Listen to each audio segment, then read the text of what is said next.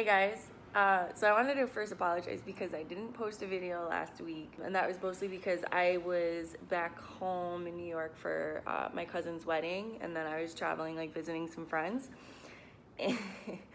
and I ended up getting, I've never had one of these before, but an abscess, and I'll show you a picture. And what ended up happening was, like, I had a stupid little, like, pimple on my knee and scratched it, and then went to go squat, and so I put my knee sleeves on and finished my workout, whatever. And then the next day I woke up and I had this big ugly ass bump on my knee, and it hurt so bad I couldn't walk. Like, I cried one of those days because it hurt so bad. I couldn't squat or lift, so I didn't end up lifting for 3 days. So I ended up using that week as more or less my deload. I was supposed to deload last week, but because I couldn't train the week before, so I just used that as my deload instead. So the moral of that story is to make sure that you wash your knee sleeves like at least twice a month, because you don't want anything like that to happen, because that shit hurt. So anyway, last week I was kind of like back to training.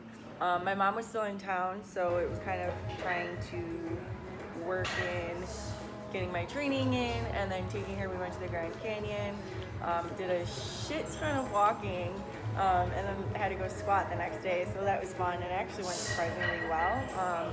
I did 330 for 4 sets of 3, and it moved really fast.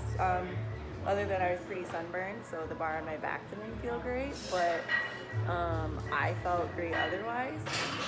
So, and then I had some pause squats. I think it was like 130 kilos, and then just some accessories. So I always like doing like single leg movements. So like split squats, and then either I'll change up, just do like a single leg RDL or just like a dumbbell RDL.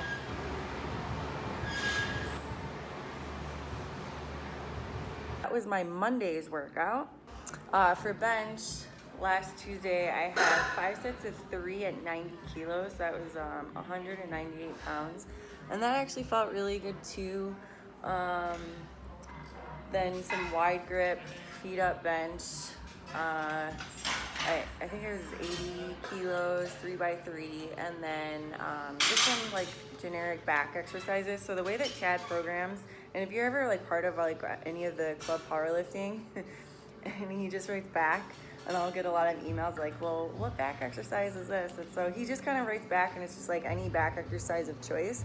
So usually what I'll do is a variation of like a vertical movement and then a horizontal movement. So something either like lat pull downs, and then like a row variation or pull ups, and then like usually some row. So I try to get at least both of those in, as far as like whether I do like pull ups or chin up or whatever. Like, I'm not too anal about that. The last week's training like went really well.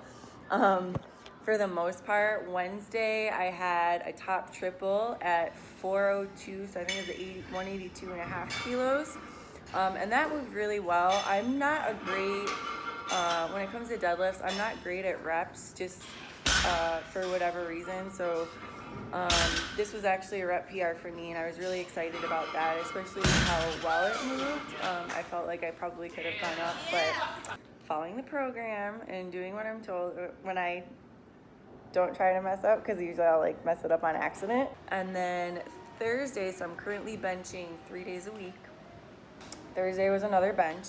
That one was, let me see, I think it was like 85 kilos, 3x4. I can't even remember what that is in pounds off the top of my head. And then some feet up Spoto press, and then back again. And then Friday I had another, like, it was 336 4x3. I did my first 2 sets, and then if you can see, it just was not pretty, at least in my mind. It just felt really heavy and it felt slow. And so I ended up dropping the weight by 5 kilos. I didn't feel any better. It didn't look any better either.